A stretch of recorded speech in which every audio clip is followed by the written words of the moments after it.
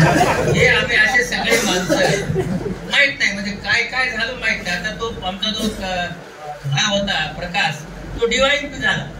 त्याला मी नेहमी विचारायचं, तुला खरंच लिहिता येतं का, म्हणजे ते असतं ना IPC वगैरे, खरंच लिहिता येतं का FIR.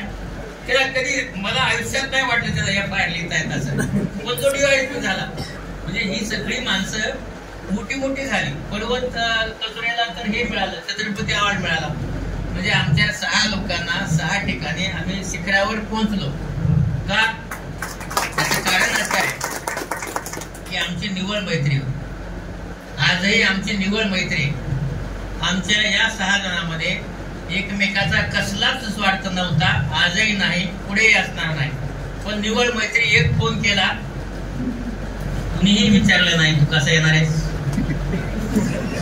कुठं उतरणार आहेस, आलेस कुठं यायचंय.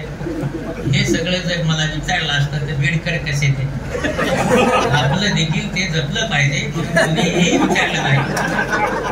आल्यानंतर माझा एक मित्र होता इथं कुलकर्णी, त्यांनी मला चहा पाजला, त्याचा मी आभार मानतो. बिना चहाचा तुमच्याकडे भाषण करावं लागलं. चहा नाही, काही नाही, काय. हे बिचारा कुलकर्णी इथं बसलाय, हे माझ्याकडे पेशंट आणतो, त्यांनी मला चहा पाजला. बाकी संयोजक आतापर्यंत कधी भेटलेला नाही. आणि मग त्यांना माहित असा, आणि पित असेल तरी पिऊ नये. तर बघा हे आता सर्वोत्तम, तसं मी मध्ये मध्ये त्याच्याकडे येतो, मध्ये मध्ये, कारण आमची चांगली मैत्री आहे. कधी जात असताना येत असताना येतो, कधी हा मुंबईला आला मला भेटतो, तर मुलगा भेटतो, मुलाचा काही कार्यक्रम होता मी गेलो. पण आता सर्वोत्तम बद्दल जर सांगायचं तर मला एक निश्चित सांगता येईल, तुम्ही सगळेजण संपादक आहात, संपादकता करता. एक जणांनी बोलताना सांगितलं की हा कुठली बाजू घेतो, न्यूट्रल लिहितो, एका बाजून लिहितो, कसं लिहितो हे काहीही कोणाला कळत नाही. की बघा, आपण असं नेहमी म्हणतो की पत्रकारिता हा लोकशाहीचा 4था स्तंभ आहे. या 4थ्या स्तंभाने काय केलं पाहिजे, जनतेचं मत त्याला न्याय देऊन सत्याचा विजय केला. म्हणजे जे काही जनतेचं मत आहे ते सरकारपर्यंत किंवा न्यायापर्यंत पोहोचायचं काम हे 4थ्या स्तंभाने केलं पाहिजे. आणि ते करत असताना आताच सांगितलं की ते संपादकीय लिहायचे, खूप चांगलं लिहायचं.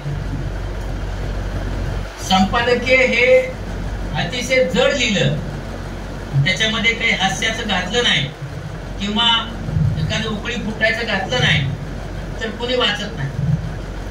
आणि म्हणून आम्ही जेव्हा इंजेक्शन देतो किंवा गोळी देतो, त्या गोळीला बाहेरून ग्लुकोज लावला असतो, ग्लुकोज. पण आत कडू असते गोळी, आतली गोळी कडू असते, आणि म्हणून तुम्ही गिळता. तसं त्याचं संपादकीय आहे. मी नेहमी वाचतो, माझ्याकडे तो नेहमी पाठवतो.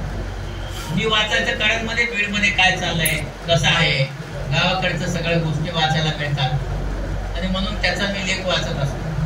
आणि त्या लेखामध्ये त्याला जे म्हणायचं आहे ते तो म्हणत असतो, तो खूप शांत चित्ताने म्हणतो. त्याच्यामध्ये तो काही इकडच्या तिकडच्या गोष्टीमध्ये घालतो, त्याच्यामुळे तो काय म्हणतोय हे ते काही कळत नाही, आणि व्यवस्थितरित्या तो आकडे लिहितो.